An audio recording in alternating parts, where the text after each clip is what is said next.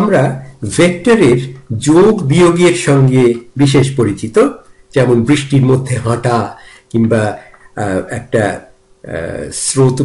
স্রোতস্বিনী নদীকে নৌকো করে পার হওয়া, এগুলোতে সব ভেক্টরের যোগ বিয়োগের ব্যাপার। ভেক্টরের গুণ দু ধরনের হয়। প্রথমটিকে বলা হয় ডট প্রোডাক্ট বা স্কেলার প্রোডাক্ট। ধরো এ এবং বি যদি দুটো ভেক্টর হয়, তাদের ডট প্রোডাক্টটি হচ্ছে একটি স্কেলার, এবং তার মান হচ্ছে এ বি এর দৈর্ঘ্য এবং তাদের মধ্যে যে কোণ থিটা তার কোসাইন থিটা। কাজে এ বি কোসাইন থিটা হচ্ছে এ ডট বি বা scalar product of two vectors, সেটা হচ্ছে একটি স্কেলার। এবং এর অর্থটি হচ্ছে যে ভেক্টরের একটা ভেক্টরকে যদি নাও, তাহলে ওই দ্বিতীয় ভেক্টরটির ছায়া বা তার যে প্রজেকশন বলে যেটা বি এর দিকে, এই দুটোর গুণফলটাই হচ্ছে স্কেলার প্রোডাক্ট। আমরা এর কথা আরো পরে বলবো স্কেলার প্রোডাক্টের। আপাতত আমরা ভেক্টর প্রোডাক্টের দিকে মন দিচ্ছি। এ এবং বি দুটি ত্রিমাত্রিক ভেক্টর যদি হয়, তাহলে তাদের ভেক্টর গুণফলটি হচ্ছে এই তাদের যে দৈর্ঘ্য এ এবং বি তাদের গুণফল এবং তাদের মধ্যেকার যে কোণ থিটাটির কথা বলছিলাম তার সাইন থিটা, কোসাইন নয়, সাইন থিটা, এই হচ্ছে তার মান। কিন্তু তার দিকটি হচ্ছে একটি একক ভেক্টর এন হ্যাট দিয়ে বোঝানো হচ্ছে। আর এই এন হ্যাটটি হচ্ছে, তার দিকটি হচ্ছে এর দিকেও নয় বির দিকেও নয়, সে হচ্ছে এই এ এবং বির মধ্য দিয়ে যে সমতল, একটি সমতল সবসময় দুটি সরল রেখার মধ্য দিয়ে একটি সমতল আঁকা যায়, এটা একেবারে ইউক্লিডে বলা আছে এবং প্রমাণ করা যে খুব সহজ। তো সেই সমতলটির ওপরে 90 ডিগ্রি করে রয়েছে এই এন। কিন্তু এনের তো তার দুটো দিক আছে। ধরো আমার এই যে সমতলটি এ বি এর সমতল, সেটি হচ্ছে ধরো তোমার এই যে কম্পিউটার স্ক্রিনে, কম্পিউটার পর্দায় যে তুমি দেখছো ব্যাপারটা, সেটাকে যদি তুমি এই এ এবং বি এর সমতলটি ধরো, তাহলে এই এন হচ্ছে হয় এই সমতলটি থেকে তোমার দিকে মানে মুখ করা, অথবা সে তোমার দিকে পেছন করে পর্দার ভেতর দিকে ঢুকে অন্যদিকে মুখ করা। এই দুটোই সম্ভাবনা মাত্র রয়েছে এই ত্রিমাত্রিক জগতে। আচ্ছা, এবার একটা অঙ্ক কষে ফেলা যাক, যেখানে এ এবং বি দের একেবারে চোখের সামনে তুলে ধরা হয়েছে।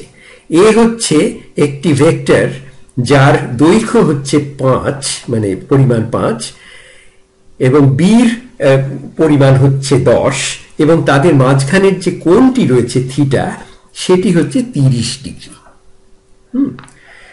এবং এই 30 ডিগ্রিকে আমি পাই কে 6 দিয়ে ভাগ করলে যত হয় তত রেডিয়ান, তাও হচ্ছে 30 ডিগ্রি। কারণ আমরা জানি যে পাই রেডিয়ান মানে হচ্ছে 180 ডিগ্রি, সেটা রেডিয়ানের যে সংজ্ঞা তার থেকেই বোঝা যায় সেটা। এবং সেই জন্য অনেক সময় 30 ডিগ্রিকে পাই বাই 6 বলে, পাই বাই 6 রেডিয়ান। আচ্ছা, তাহলে এখানে এ ক্রস বি ভেক্টরটি কে, তার মান কত এবং সে কোন দিকে, সেটাই হচ্ছে প্রশ্ন। তাহলে সেটি হচ্ছে আমাদের আগের যে নিয়মটা বলেছিলাম, সেটাকে আমরা সোজাসুজি লাগিয়ে দিই। সেটা হচ্ছে এ এর দৈর্ঘ্য 5, বি এর দৈর্ঘ্য 10, এবং তাদের মধ্যেকার কোণটি থিটা হচ্ছে 30 ডিগ্রি, কাজে সাইন 30 ডিগ্রি, এবং এর দিকটি, এটি একটি ভেক্টর, এর দিকটি হচ্ছে সেই এন যার কথা আমরা বলছিলাম। এখন যেহেতু সাইন 30 ডিগ্রি হচ্ছে অর্ধেক, মানে 0.5, তাহলে এই গুণফলটি হচ্ছে 5, 10 এবং অর্ধেকের গুণফল হচ্ছে 25। কাজেই এটি হচ্ছে 25 এন এই ভেক্টরটি। আচ্ছা, এটা তো বোঝা গেল। আচ্ছা, এখন দুটো সম্ভাবনা রয়েছে এই এন এর। একটি হচ্ছে যেটা বলছিলাম তোমার দিকে মুখ করা অথবা তোমার দিকে পেছন করা। আচ্ছা, এখন তার মধ্যে দুটো সম্ভাবনার কোন সম্ভাবনাটা আমাদের জন্য নিতে হবে? আচ্ছা, এখানে একটা এই দুটো দিকের মধ্যে কোন দিকে এনের মুখটা ফেরানো তার জন্য একটা রীতি আছে, তার নাম ডান হাতের নিয়ম। ডান হাতের নিয়মটা কি ব্যাপার? আচ্ছা, তোমার ডান হাতের দিকে তাকাও এবার। ডান হাতের তর্জনীকে, মানে যেটা দিয়ে তুমি দেখাও, যেটা পয়েন্টিং ফিঙ্গার বলে, ধরো সেই তর্জনীকে যদি প্রথম ভেক্টরের দিকে এবং মধ্যম আঙ্গুলটিকে, মানে যেটা মিডল ফিঙ্গার বলে ইংরেজিতে, মধ্যের আঙ্গুলটিকে যদি দ্বিতীয় ভেক্টরের দিকে ফেরাও, তাহলে তোমার বুড়ো আঙ্গুলটি যেদিকে ফেরানো এন হচ্ছে সেই দিকটায়, ডান হাতে। কিন্তু এটাকে আরেকভাবে বোঝানো যায়, সেটা হচ্ছে একটা সাধারণ স্ক্রু ড্রাইভারকে এ এবং বি এর যে সমতল তার সমকোণে রাখো।